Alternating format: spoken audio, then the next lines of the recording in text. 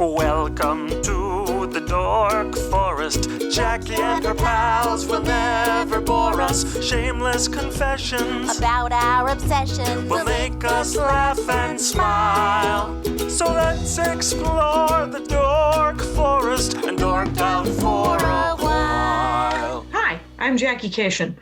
You are about to listen to the Dork Forest. Let's give you the info about it. First of all, you know the websites. dorkforest.com, thedorkforest.com. If you like a determiner, jackiecation.com has everything. All of my podcasts, including videos of my stand-up schedule, merchandise you can purchase if you would like, and a lot more info than you possibly even need. Let's do the credits. Mike Rickberg sang and produced and composed that song at the beginning of the show. He sang with his wife, Sarah. It's very beautiful. At the end of the program, he sings his version of the Mexican hat dance. That's Mike Rickberg. Vilmos fixes JackieCation.com. He is the web designer over there. And Patrick Brady fixes the audio. And in this case, there's a video intro. Very exciting. Anyway, those are the websites. If you want to support the show, you're doing it already by listening to it or watching it. And another way is to tell your friends and family, go on iTunes, do a review. Another way is to just give me money. Yeah.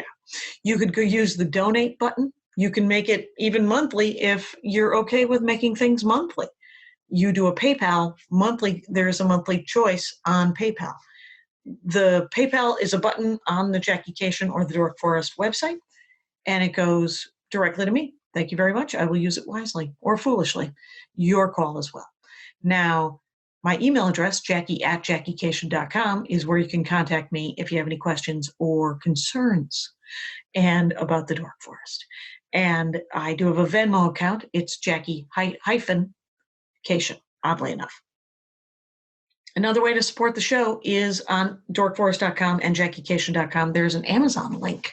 And the Amazon link just takes you to Amazon. You order like normal, and it supports the show because you came from JackieCation or dorkforest.com. Very exciting. Other than that, there is a Bandcamp.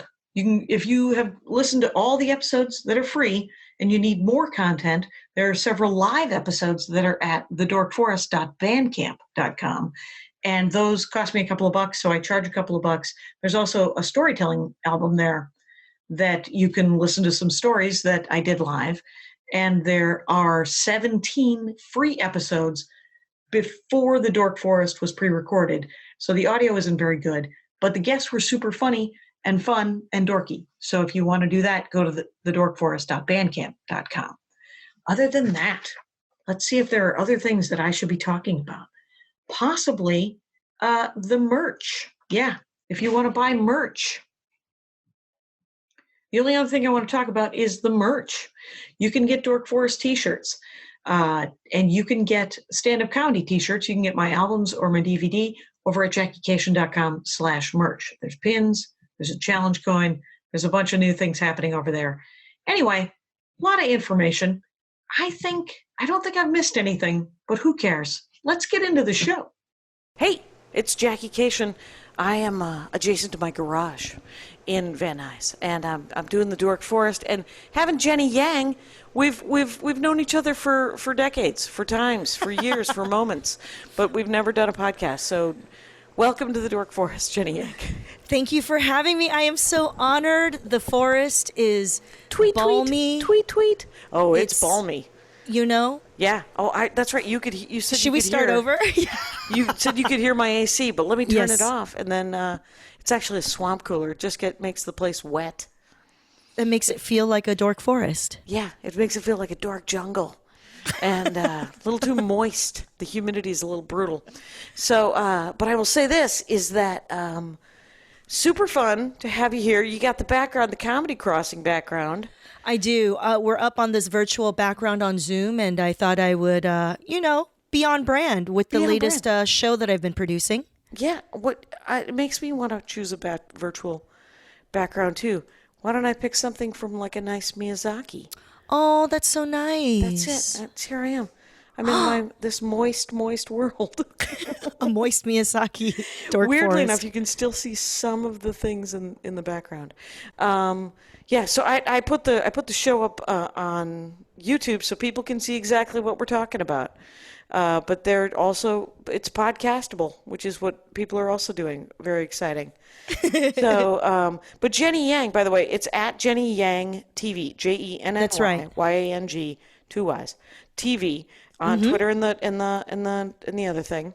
Yep. Instagram, and then you do a show on in the world of Animal Crossing. Yes. Called Comedy Crossing. Yep.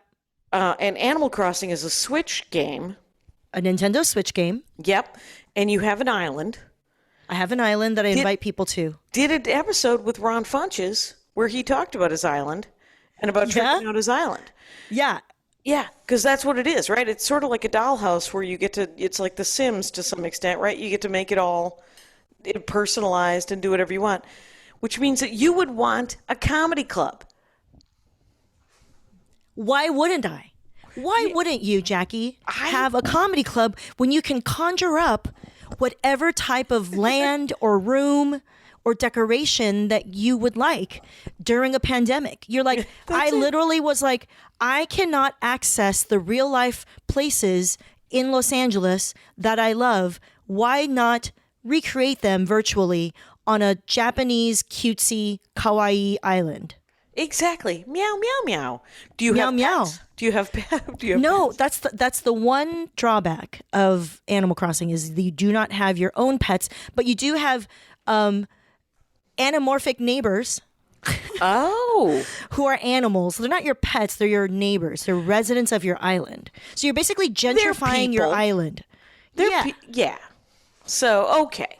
So, yeah. Anthropomorphized. You've anthropomorphized. That's what animals. That's what they've done in that video game.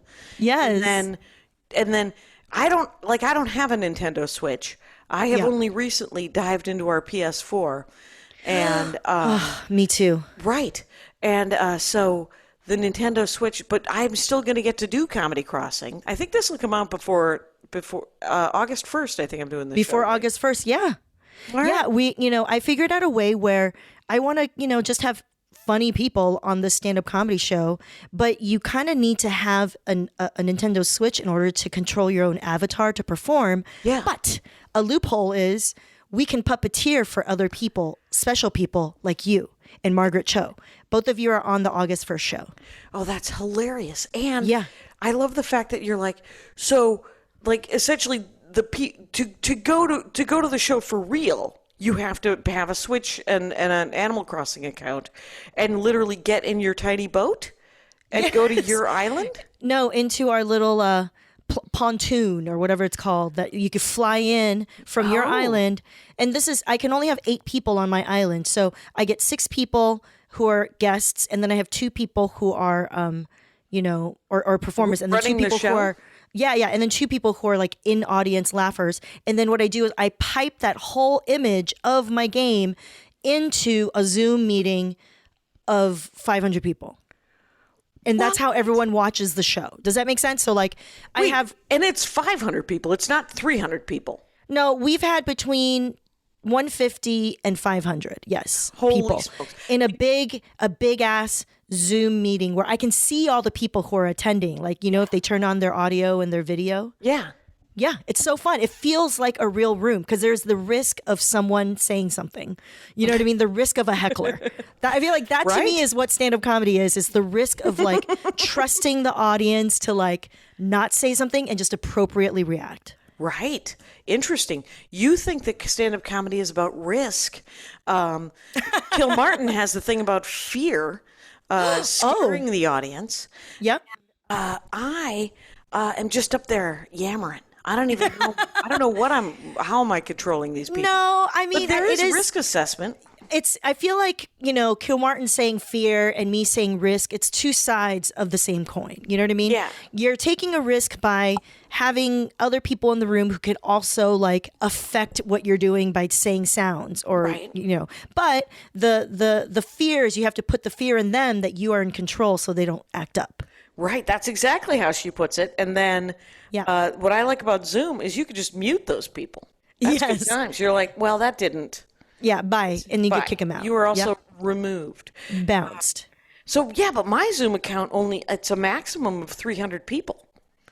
Yeah, I paid for the premium so I could go beyond 500. Okay, to 1,000. Oh, that's interesting. I think I may have to switch my account because I have this thing where I can have 10 hosts. Ooh. But I don't need 10 hosts. It's just me. Yeah. I need lots and lots of people who are allowed to come. That's right. So we'll see. Yeah. All I know is I was just told that I was paying way too much money, and I was like, well, I've already paid off the credit card. So it's a new world order. This is what we talk about as comedians now, is like what our room capacity on our Zoom is. Exactly. And so you have made me an avatar, and someone will puppeteer me. Yep. They will hear my jokes coming from the Zoom feed. You're going to consult with your puppeteer, who's probably going to be Amber Preston, who's a very funny stand-up comedian. Who's great, who has done this very podcast, and should do it again, I say. She's got dorkdoms. Yeah.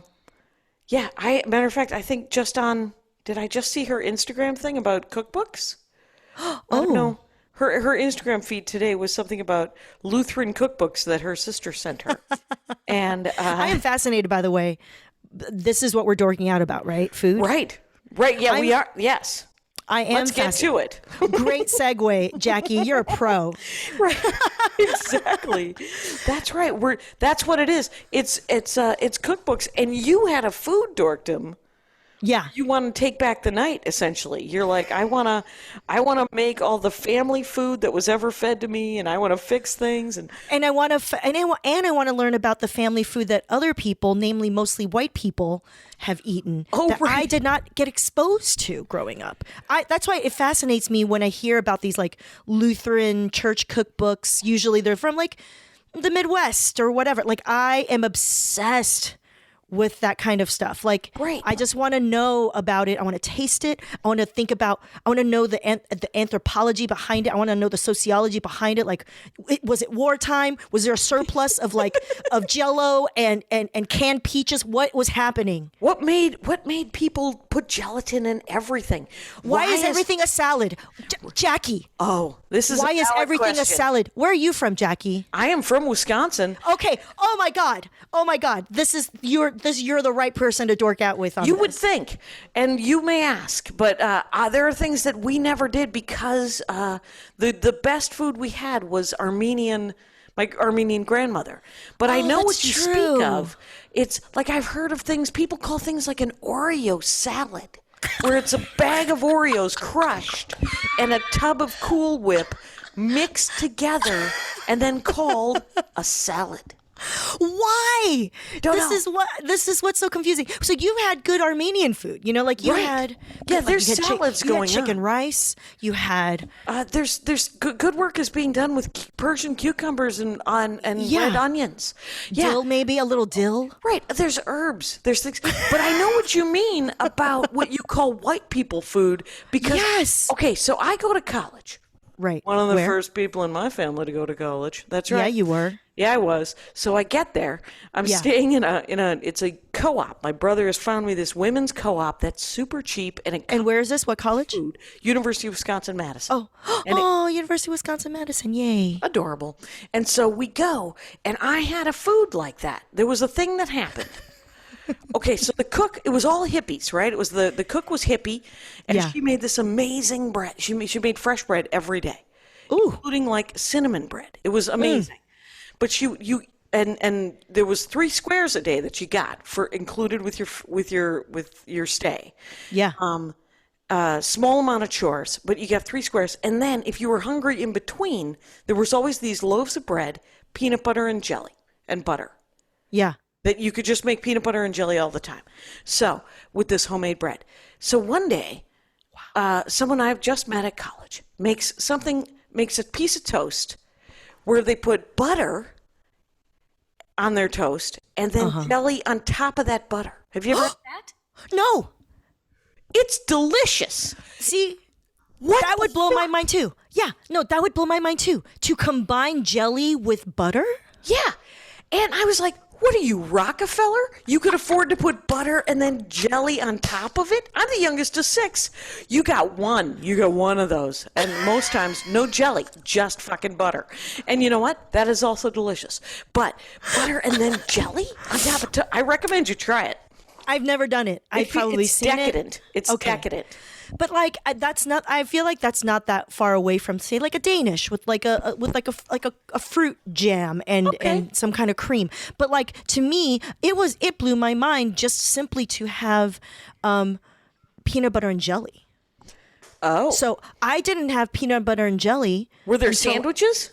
Sandwiches until the 7th grade when Samantha Chris in middle school was eating it over lunch, and I was like, "What is that?" And she laughed at my face. Yeah. People are going to laugh in your face when, but the thing is because were you raised, are your parents are they traditional sort of, are they immigrants? Yeah, I'm an immigrant. I was born in Taiwan. And I moved to the Los Angeles area when I was 5.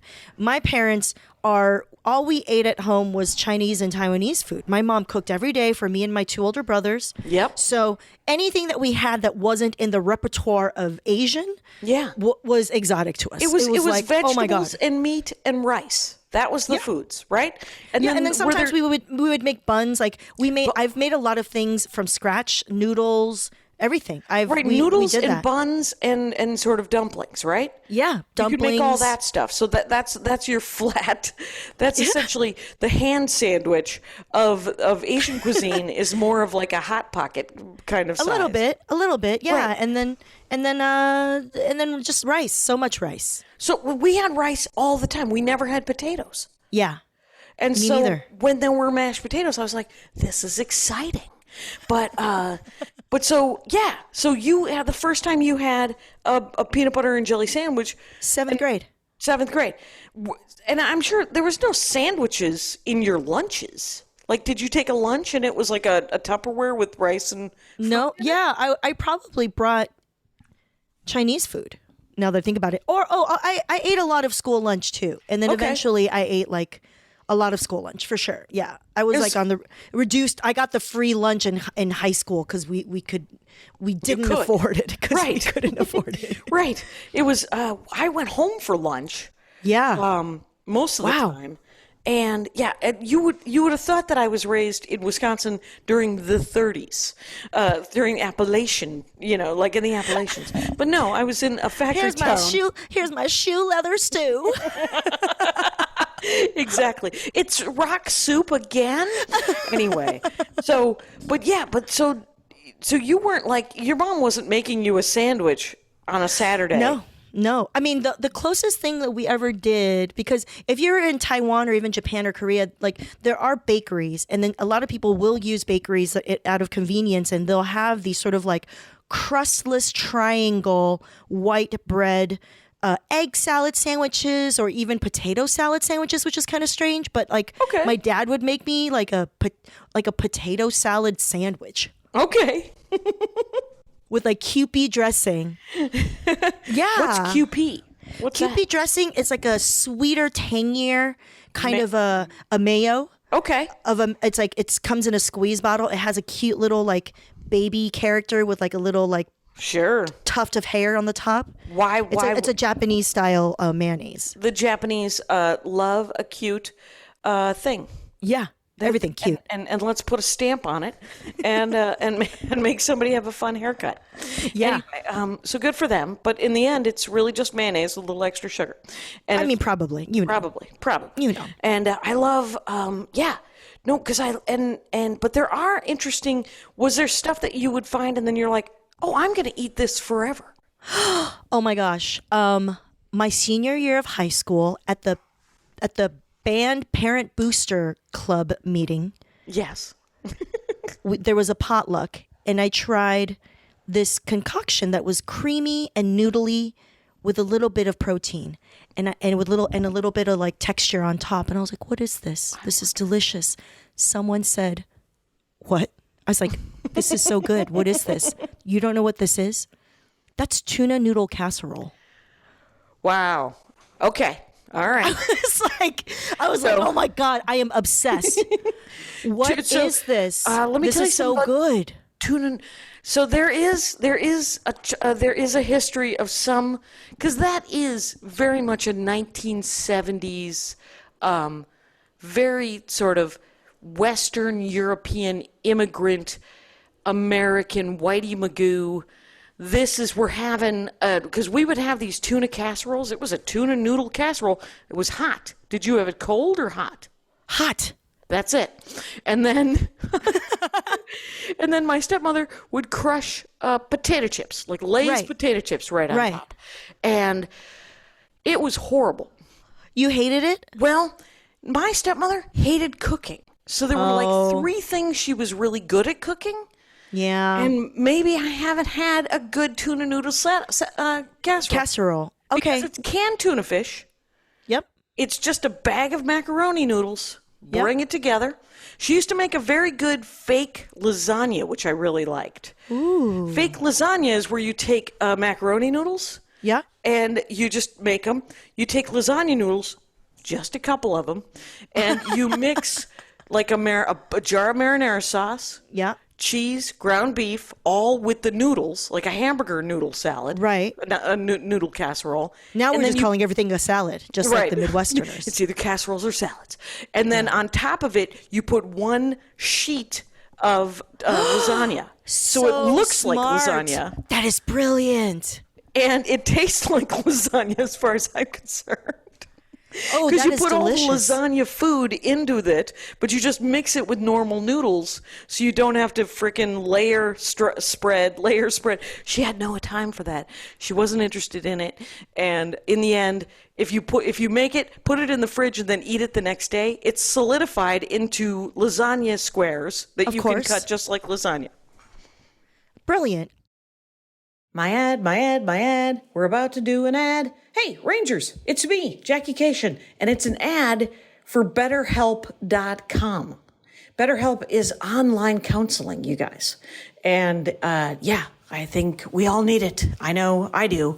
And let me tell you something. I've had counseling before, I've had therapy before, and it is always helpful. And these are actual professionals. This is not just a crisis line or anything like that, just so you know. And there's nothing wrong with crisis lines, but they have 1 million people are taking charge of their mental health. And it's at betterhelp.com. And if you use /dork, you get 10% off your first month. And here's the thing. BetterHelp is committed to, essentially connecting therapeutic matches. So they make it easy and free to change counselors if you need to. It's more affordable than traditional offline counseling, and financial aid is available. Just so you know, BetterHelp.com. The service is available worldwide, obviously, because it's over the internet. There's a broad range of expertise available, which may not be locally available wherever you are. So they're licensed professional counselors, and they're specialized in all the things, right? Depression, stress, anxiety, relationships, trauma, anger, family conflicts, LGBT matters, grief. And if you have trouble sleeping or self-esteem, all of it, right? So, and anything you share is obviously confidential. It's convenient, it's professional, it's affordable. They're currently recruiting additional counselors in all 50 states. So betterhelp.com. And if you go to /dork, and the link will be in the notes, you get 10% off your first month. The reasons for counseling are obvious, right? I mean, it interferes with sort of your normal happiness. You know how happiness and sadness, it goes in waves, but things need to be addressed sometimes. And BetterHelp assesses the needs, and they match you with a licensed professional therapist. So it's a safe and private online environment. You can start doing it within 24 hours. It's not self-help, it's professional counseling. So, but it's betterhelp.com /dork for 10% off. It's timely, it's thoughtful, and we could all use a little help right now. Go to BetterHelp, BetterHelp.com /dork, and get 10% off your first month. Now, let's get back into the show. I mean, it sounds like the stepmother did not show her love through food. No, she did not. She showed her love through other things. She would read to us and she would sing with us. Oh, And- that's so cute. And then she fed, clothed, and insisted we did our homework.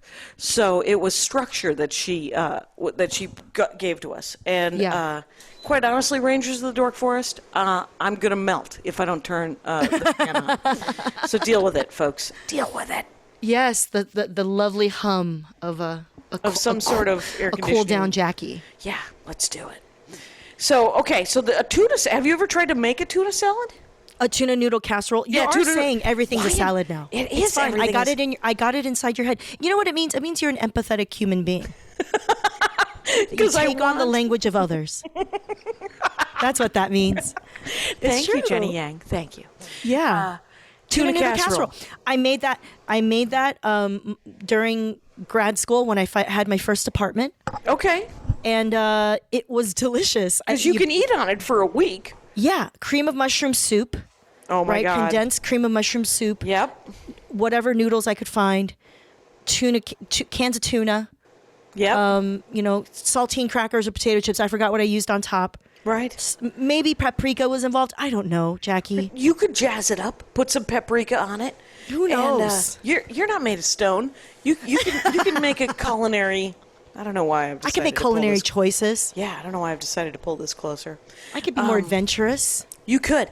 Have you ever had? Now I'm going to say it right. A tuna salad. Yes. So this is Cold the tuna. thing. Cold Yeah. tuna.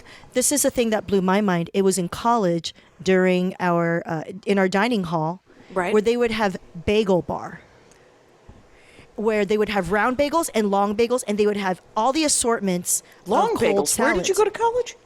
Swarthmore College on the East Coast, outside of Philadelphia. Okay. And it's like just it's like a bagel breadstick. It was delicious. And so they had the best egg salad. I was like, what is egg salad? This is amazing. The best egg salad, the tuna salad, and chicken salad. Oh my God. I looked forward to bagel bar because I didn't really eat bagels growing up. Actually, there weren't a lot of Jewish people around my high school. It was like mostly Asian, Pacific Islander, Latino, and Black.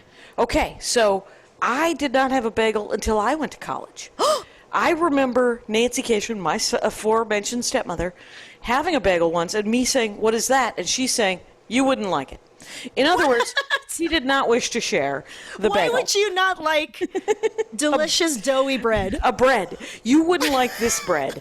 Go eat the bread,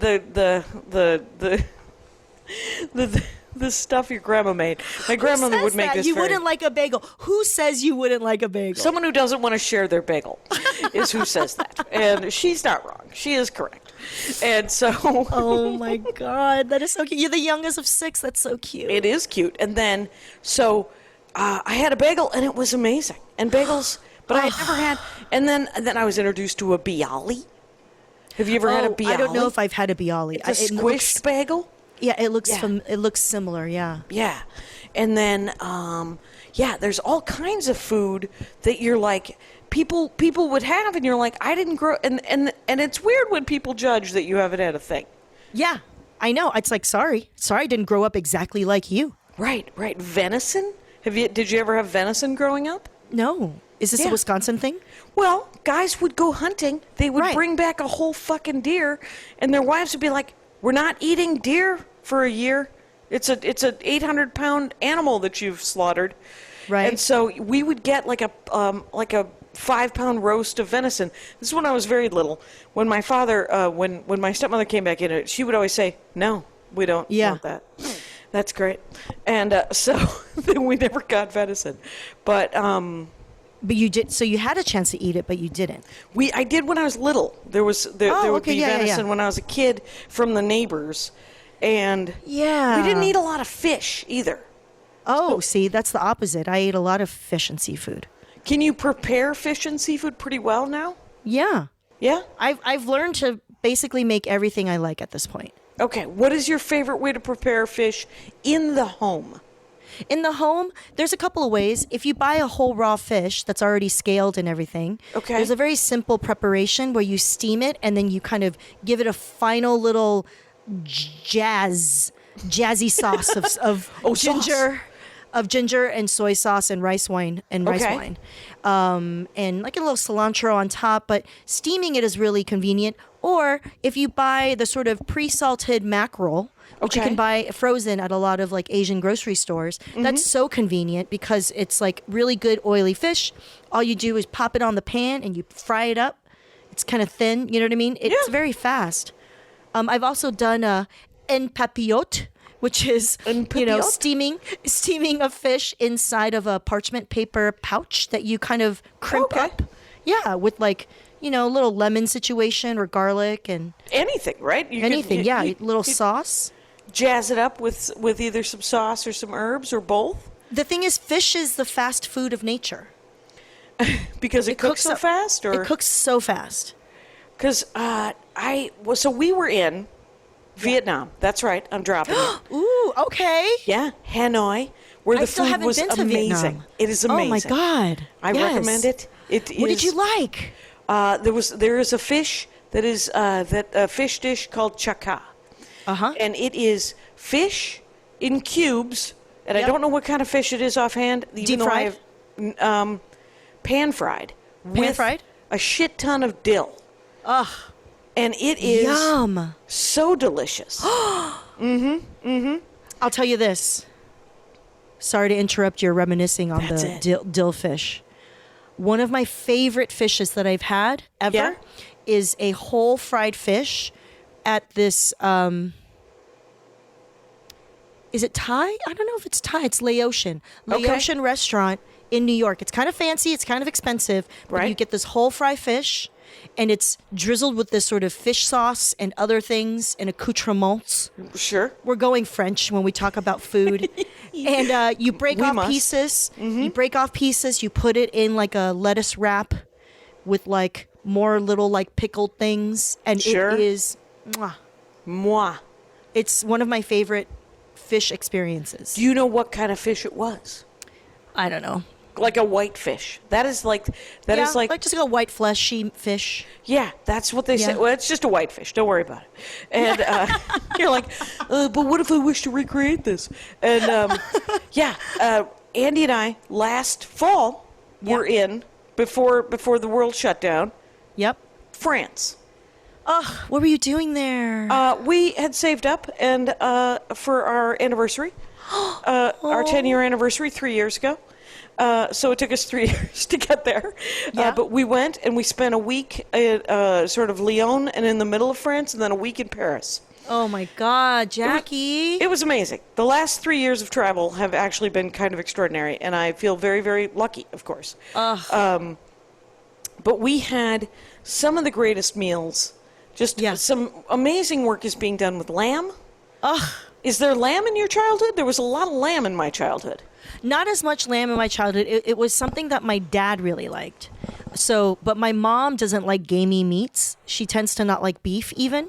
So Like red meat is not her jam, I bet. because her palate is very sensitive, she's a very good cook because of that palate. Also, she comes from a farming background. The family, when it's like an agrarian culture, Yeah. you tend not to want to eat the beef because it works for you. You know what I mean? It does a lot of Interesting. work. That's interesting. And she was raised in Taiwan? Like In your Taiwan, family's multiple generations, several like mostly generations farming. just coming up in farms in Taiwan. Now, 3 years ago, I was in Hong Kong. Oh yeah, I've been there. Yeah. Yeah, which I did not know was quite so, like, almost immediately rural. Yeah, after Like- outside of the city. Yeah. Yeah, it's like Blade Runner and then farmland. Totally. Yeah. It is the height of postmodern surrealism. Yeah, it's its own movie right there. Things No, are happening. totally. You feel Yeah. like, yeah, I don't know. All of a sudden, I'm just taking you on a tour of places that I've been. You've traveled to. No, I love it because it gives me a sense of sort of what kind of foods you've been exposed to. Right. So we went to Iceland, also 3 years ago. Oh my God, did you have fermented fish? We didn't. And get this, fermented fish is the famous thing that is on all the Travel Channel stuff that we've only noticed now. Because I kept saying, what should we eat here in Iceland? What would be the good thing to have? Is there anything traditional? And literally, of the 3 to 5 people I asked, that we spent a little over a week there, they said, meat soup. Meat soup.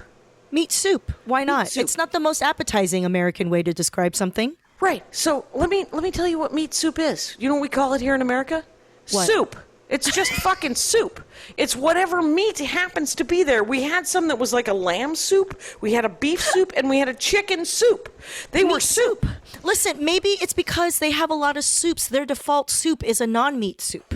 We're a different culture, Jackie. We are. I wonder if I missed a non-meat fucking soup. You know what I'm saying? So it's like, why would you modify soup if it always had it? That's what you would say, meat soup. You would specify meat soup, and therefore soup is a non-meat soup. Right. What the fuck? I'm a multicultural person. I translate a lot. It's very beautiful. This is nice. I think what this means, of course, is empathy. So I am a very empathetic person as well. That's nice. It's a learned skill I have found. Some people are born to it. I myself have to remind myself, oh, that's right. Other people, you might want to look into it. Well, we're both the youngest. So maybe... do we have to grow empathy, or do we just want all the attention? Right. I think that we get all the attention, whether it's negative or positive, is a crapshoot in every family, right? Yeah. And then, but you do. Are you a bit of a hub? Like, are you the person that everybody kind of comes to in the family to find out how the rest of the family's doing? No. You got a middle sibling doing that? Yes, I would say so, because he's living with my parents. Oh, that does help. Yeah. So, but in the No, but I have been asked to mediate certain issues. Okay. Yeah. Fair enough. Yeah. So what would you recommend? Like, what are your favorite, I don't know. What would be your favorite white people food? Oh, man. Just like... I would definitely say any kind of hot dish or casserole is up there. Usually it involves a condensed cream of mushroom soup as a sauce to bind everything together. Like a hot dish. So I have a friend who's from Minnesota who introduced me to a tater tot hot dish. And I was like, what is a tater tot hot dish? Why is it called a hot dish? And they're like, it's just what we call a casserole. I'm like, okay, great. So she made it, and it was this beautiful flower of packed in tater tots that was beautifully laid out. Layered of that. Frozen tater tots. Frozen tater tots. Cream of mushroom soup. Cheese. Yeah. And then if you want ground meat or bacon or whatever. Wow. I forgot what the meat was, but it was intense. It was intense. And then another layer of cheese. And then you cut into it, and then it just wraps your esophagus. Right. With There's like a warm cholesterol hug. Yeah, you got an opportunity to head out on a winter's day, and you got a lot of energy from all them carbs and all that intense shoveling snow out of your driveway. You need a tater tot hot dish. Tater tot hot dish. Nancy Cation could make, like, she came from a Polish Italian upbringing, so she could make. She could make a cannoli. That wasn't a cannoli. It was a pasta thing with ricotta cheese in it. Manicotti? Yeah, she made a manicotti. Manicotti. Yeah, she made a manicotti that was admirable. I love Italian. I love Italians are white and black. There's a variety. Right. But right, I would say the whole gamut of the peninsula. American. I would say like American whitened groups like Irish and Italian, Polish. I love a white ethnic. Yeah, I love a white ethnic food. Like I love like Irish cabbage and right, an Americanized sort of corned beef and cabbage. And cabbage kind of that. When I ate that, I was like, that's why I was like, I'm obsessed with like white regional accents and white regional foods. That's like to me is so exotic. I should just travel in America. Right. What are the different? Are you looking at something from Oregon, which by the way is not Oregon, it's Oregon? Have you done Pacific Northwest Whitey Magoos? Because I that don't think Midwestern so. Fargo thing, that's been lauded Yeah, and yeah. lived up to. Yeah, I feel like my exposure has been a lot of like Midwest food. I think my Northwest exposure has been more like fancy modern food. Though I do have to say though, the one thing that I did learn about food from the Pacific Northwest was, as one does, if you tour as a comedian, sometimes I'll like stay for a week or 2 weeks. You know what I mean? Right, doing one-nighters and Or roaming whatever. Yeah. So I did. I stayed in Portland for a week and a half at this Airbnb, at this little cottage, and she was a very nice middle-aged white lady with short hair. She looked like a librarian. Very nurturing. She was one of the good hosts where, like, at your Airbnb, she essentially provides breakfast every day with like a loaf of fresh bread and jam and coffee. But the key here. Oh, and eggs. The key here is she every day had out on the counter a room temperature brick of Kelly butter. Oh, that Irish butter? Kelly's gold Irish butter or whatever. Yeah. On the countertop. Jackie, how did I not know you can do this? How did I not know that The I butter could live had- this way? What are you having, like hard refrigerator butter prior Yes, to or this? you have to like microwave it for some reason or warm it up. Interesting. I never lived. I never lived this way, Jackie, and I felt so deprived. Literally for the next year, I just had a brick of the Kelly's Kelly Gold Irish butter on my countertop because of this. In all, I'll have to say that in that oh my God, Cation, you're driving yourself nuts. In What? that Iceland trip, we also went to Ireland. And Okay. Yeah. And so What'd you have there that you liked? well, I had an Irish breakfast tea, which Oh. is like an English breakfast tea, but I think has a little more rage. So it's just a little angrier. And I should have saw that coming. You I should have saw- seen that I coming. leaned in on that too. I was like, oh Just yeah, like, how does it taste like? How does and it then taste like, Jackie? How does it taste like? But I have since returning. I have been drinking an Irish breakfast tea until they didn't have it in pandemic, so I had to order an English breakfast tea. It tastes almost exactly the same. This is what I've learned. Yeah, they don't grow tea. They don't grow tea. Turns out in the British Isles, it's all being happened in India anyway, in Yeah. South America, in Africa. It's in that sort of Equatorial area. that lateral Yeah. move right there.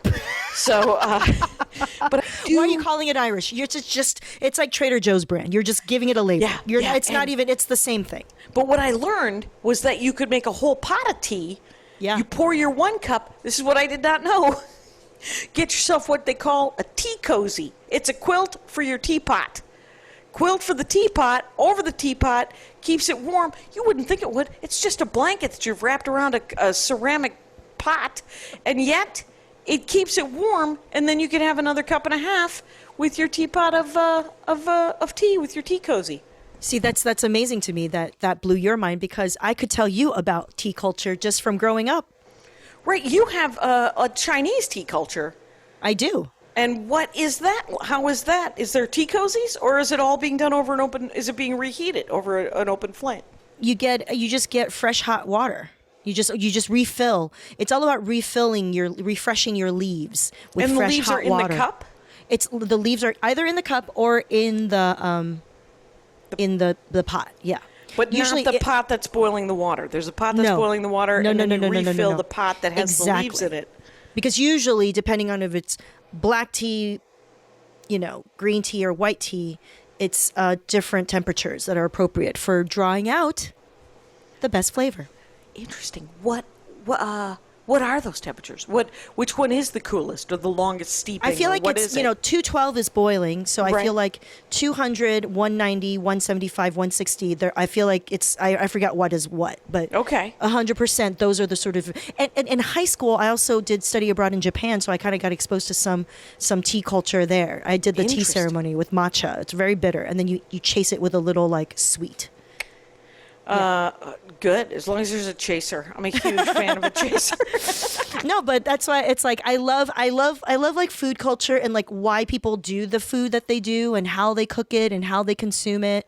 I feel like that's just who I am because like I came here as an immigrant and literally I had to immediately be good at like understanding the way people are different and their different cultures. Right, you know and what I mean? children are so notoriously kind. To other children who haven't had their exact same experience. Do you How know where did I you know learned that? that? Well, here's how I learned that was when I did childcare. For like 10 years I did childcare. I did a lot of did? babysitting and stuff when I moved to Los Angeles. When you first started?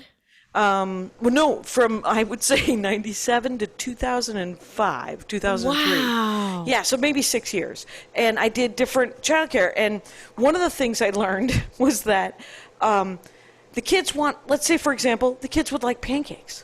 Uh-huh. And you're like, okay, Yeah. here's a box of Bisquick. Yeah. I'm going to make you pancakes out of here. And so I make the pancakes, and they're like, you're making them wrong. My mom always makes them shaped like Disney. Oh, Like, no. Mickey Mouse. Mickey Mouse. And so I'm like, well, here's a couple of ears. And they're like, you're doing it wrong. And so there was a lot of, you don't know how to make whatever. And These little shits. plenty of little shits. There was when I was one of the first, there was some kid in this is like early, I did childcare a lot. And so I would be like, the kid wanted a milkshake. I didn't even know what a milkshake was. We would occasionally go get frozen custard when I was a kid, and we had ice cream. Yes, so I was want to like, eat frozen custard from Wisconsin. Oh yeah, you do. I've heard And about this. So you want to so what I did was I took some ice cream and I put it in a cup, and I didn't know what it was, and then I poured some milk over it, and I gave the kid a spoon, and I was like, there Stir you go, it. milkshake. And they're like, this isn't right. And I was like, do you not want it? And they're like, no, of course I want it. And because it's ice cream. Who doesn't want ice cream? I won't mind this runny ice cream, thank you. Yeah, it's just, you just stir it up a little bit, and what you have there is thick ice cream milk. Yeah. That's all a milkshake really is. It just Yeah. should be thicker or more uniform or some damn thing. I think that was the other thing that my mind was blown by is, in college where like you're finally around other kids and sort of in living situations, and it was the dining hall, man. There's all these like dining hall hacks, and one of them was learning how to make a milkshake, and it blew my mind for some reason. I had ordered like milkshakes from Jack in the Box from in high school or Okay. middle school, but I never knew. Oh, milkshake is just adding milk to ice cream. Let's just do that. Yeah, and then did your milkshake thing have? I remember the first sort of buffet that I went to that had a soft serve, where Oh, you could yeah. just have your own. Yes. What the? This is an amazing world. Are we just old, or are we immigrant, or what is this? Why are we so impressed We're by wowed things? by amazing. Well, the thing is, if you think about it, I mean, it's almost like the first time I was given like all the booze I wanted to drink. I think I might just have a problem with excess, where I'm like, oh, what? Some people like I ran into somebody. I worked at a hot dog stand right at the end of college for Yeah. 3 summers, and the first summer I met this couple. They were the first people I met that were fabulously wealthy. Yeah. Like their parents had been fabulously wealthy, and their grandparents had been fabulously wealthy. Yeah. So I met these people, and we were partying, and it was whatever. We all worked at the hot dog stand, and they were like, well, what are you going to do this fall after the summer and all these things? And I was like, well, I got accepted to this acting college in New York City, Yeah. but I don't have enough money. They need all of the money for the semester up front. They need $6,000 for the first 3 months. And this woman who I think it was the Ocean Spray kid, like the kid whose dad owned Ocean Spray. She goes, "Wait, you're not going to do something because of money?" And it was like, yes, it occurs in nature.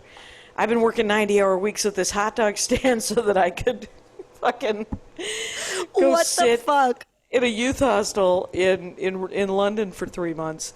So, yeah, I was like, well, do you have $6,000 that I would promise to give it back? I literally said that to her because I was drunk. And she was like, oh, and then she disappeared. And we Yeah. never talked of it again. But I was Oh like, my God. But it was like, I mean, the thing is there's a certain level of money that's so weird. Mm-hmm. Like, I have it now. Like, if somebody needed $20, yeah, easy. I can give you $20. It's not, I will never miss it. Yep. It doesn't have anything to do with me. You need $20. Yeah. Right? Jesus. Anyway. That's what $6,000 was to this woman, is what I'm saying. Totally. Oh my goodness.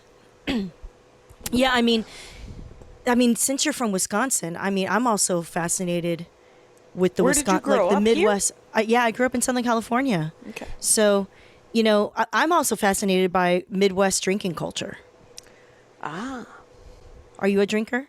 I used to be. I was very good at it until I wasn't very good at it at all, and then I had to wrap it up. You had to wrap it up. So are you sober now? I am sober now. I do not. I do not partake because it's a terrible idea. I tend to work heavy machinery, and then the police get involved. 2 DUIs, Yang. 2 DUIs. Oh, Jackie, I didn't know this. Oh, it's hard to. Well, it's not like I'm super proud. Who am I telling? The 11,000 people that listen to the Dork Forest, and the Rangers know. Rangers know. Right. So, but I will say that the drinking culture. Were you raised with alcohol at all, or? No, not at all. Not in the house, really. And because all of my friends were very goody evangelical Christians, like I literally did not drink until college, and that wasn't until later in college too. I didn't even partake freshman year. Right. My mother passed away in a drunk driving accident. Oh no. And it's okay. You see my published works, and so it's fine. And so and then my stepmother came into our lives, and my dad and my stepmother didn't really drink. Yeah. And later, my stepmother used to drink more. My father can drive women to drink, is what I'm saying. And when I was a tiny child, my mother, my Irish Catholic mother, was a caricature of an Irish Catholic single mom with 6 children. There was a lot of drinking, and and so I had sips of a lot of, where you bring your kid to the bar. This is a very Wisconsin experience. Yes, I've heard. Yeah, where you're like, well, that's my 4-year-old. She's on the bar stool. I'm going to go play pool. Get her a kitty cocktail. Give her as many maraschino cherries as she wants. Yeah. And I'm going to go try to get laid. And so that was my early childhood with the drinking. Ooh. And then when I was like 9, I remember the first time I got drunk was when I was 9. Oh my God. And it was because my stepmother's sister, we went to their Christmas party every year, and she made this weird frozen brandy punch that they didn't watch. And so all the kids were hammered. Oh my God. I believe. And we were all like, here we go. They're like, ooh, slushy. It was a slushy. It had plenty of it had a boat ton of brandy in it, but it also had a boat ton of sugar in it. Right. And they were big time Whitey Magoo kind of food stuffs. There was a lot of rolls and bread and canapes and stuff. Yeah, kind of. And she loved to cook them, and she loved to bake. Wow. Sort of the bakery goods and stuff. But yeah, that's not really my upbringing. Even though if I stayed in Taiwan, there's definitely more of a sort of a lax drinking culture there. Like, when I would visit Taiwan in the summers, my uncle, who's like a smoker, drinker, taxi driver, he would be like, I would be 9 years old, and he'd be like, here's some money, go down 2 blocks to the right, to the left, to the right, to the left. I'm like, and then go to them and then ask them for a pack of cigarettes and a 6-pack. Right. So you had to go pick up cigarettes and beers for your uncle. Exactly. And I'm 9 years old, and he's like, yeah, keep the change, get yourself a soy milk on the way. Yeah. Okay, great. I'm like, okay. I hope I don't get lost. I hope I don't get murdered. Yeah. And we were it was a lot looser back in those kinds of. I mean, my mother used to send me for cigarettes a lot when I was like 5 and 6 years old. She's like, oh my God, I have a hangover. Go get cigarettes for me. Go get beer for me. And so it was that. But I'll tell you, as late as 98, I was in Tulsa on the 4th of July with another comic, and I was headlining, and the comedy club owner had us over to his house for the 4th of July, and the neighbor kid was there, and he was in charge of lighting the city fireworks. and he was probably 10 or 11 years old. So he had this. Yeah. So he had this this lighter, and he was going around, and the woman. We were co-headlining, or she should have. We could both headline, but she was okay with featuring for me. Darlene Westgore, she won the Funniest Mom in America contest on Nick at Night Mom. Oh. Anyway, Darlene Westgore, very funny Minneapolis comic. Anyway, so this kid comes over and he's like, "Can I light your cigarette?" And she's like, "No, that's weird. Go get me a beer." And so he was like, "I love that." And he went and got her a beer.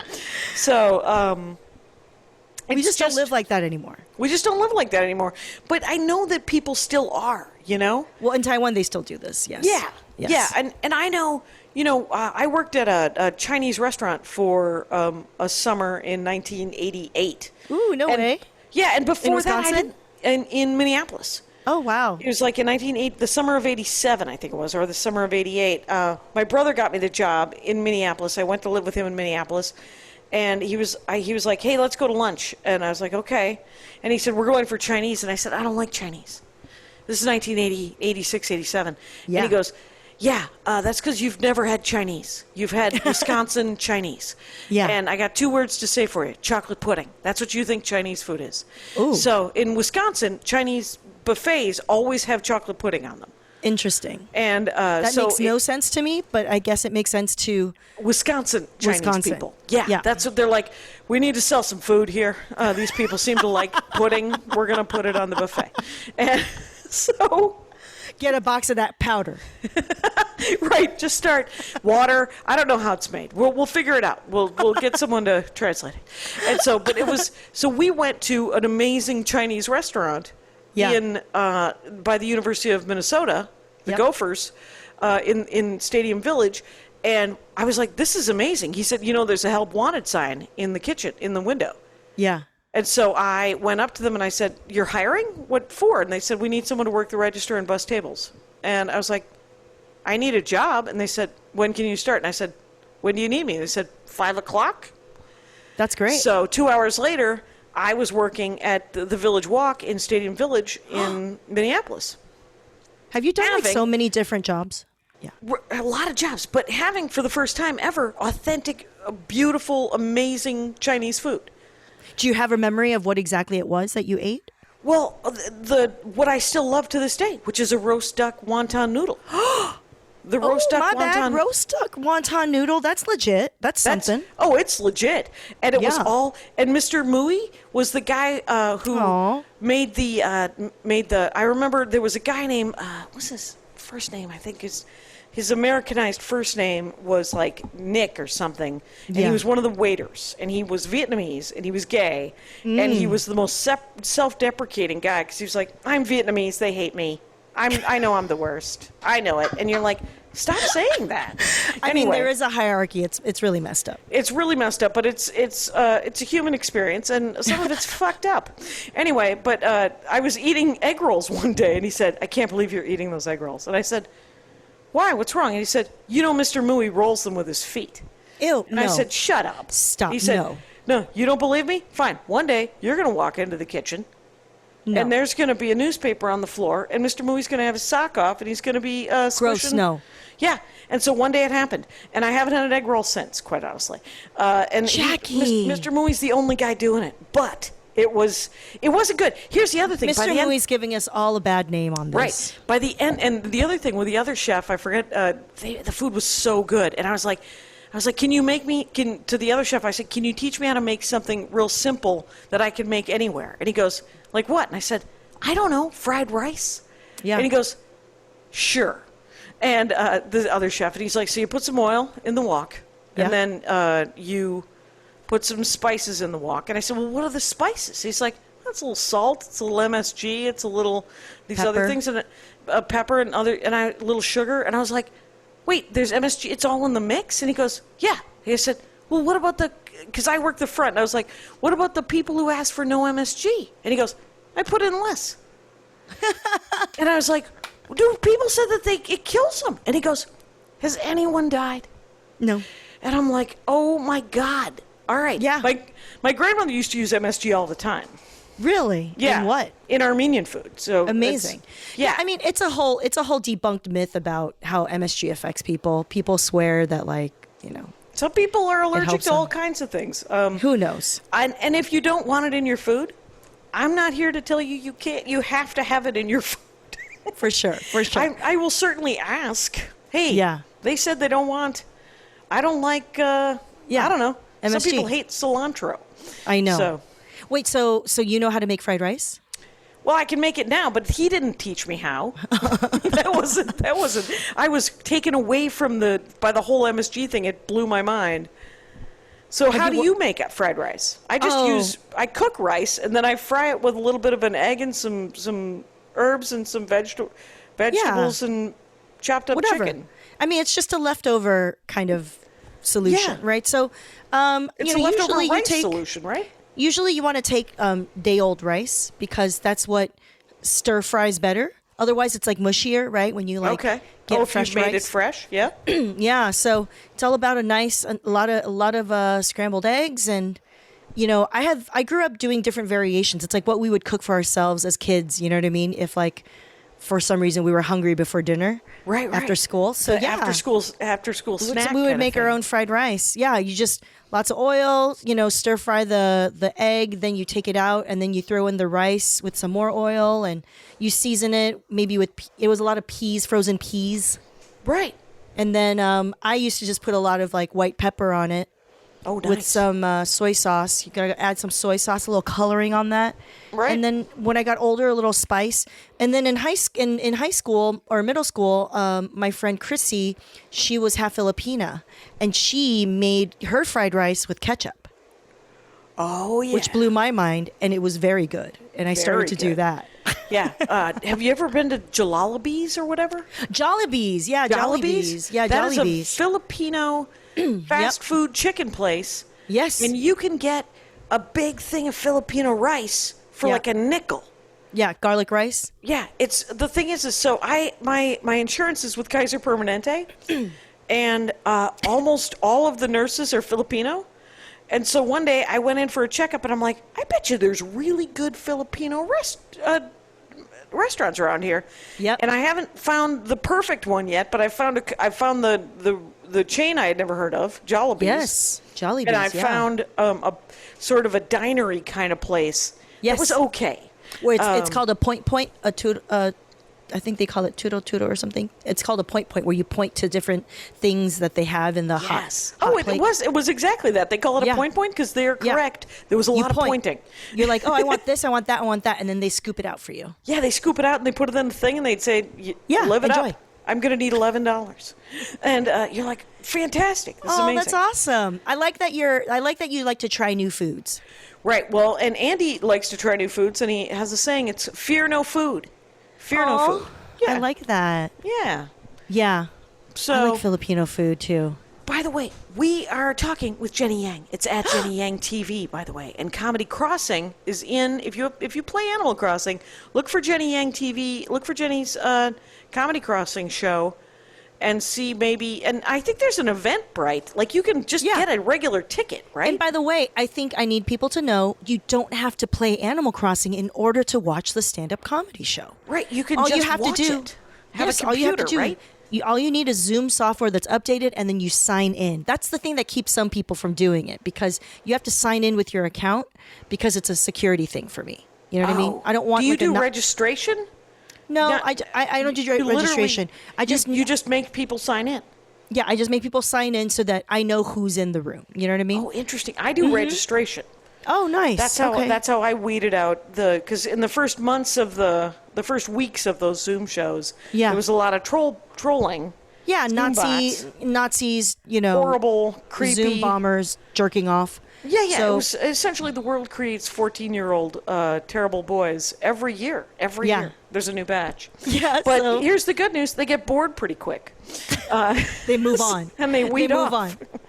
Yeah, so comedycrossing.eventbrite.com will always have the latest dates and announcements Oh, great. for upcoming shows. That's the only site you need, comedycrossing.eventbrite.com, or just follow me at Jenny Yang TV. Yeah, there you go. This has been amazing. This has been delightful. It's just been kind of a visiting about food. It's been so nice. Yes, it has. Thanks for doing the show, Jenny. Thank you for having me. This was my first time. It's so luxurious to just be able to chat with you. It was very luxurious. And Rangers, you know the rules out there. Take care of each other. My hat, my hat, my hat. They're dancing around my hat. My hat, my hat, my hat. Well, what do you think of that? If it looks like a Mexican hat dance and it sounds like a Mexican hat dance, it's most likely a Mexican hat dance. So take off your hat and let's dance. Yay! Oh, my God. Why don't we just call that as the end of the show?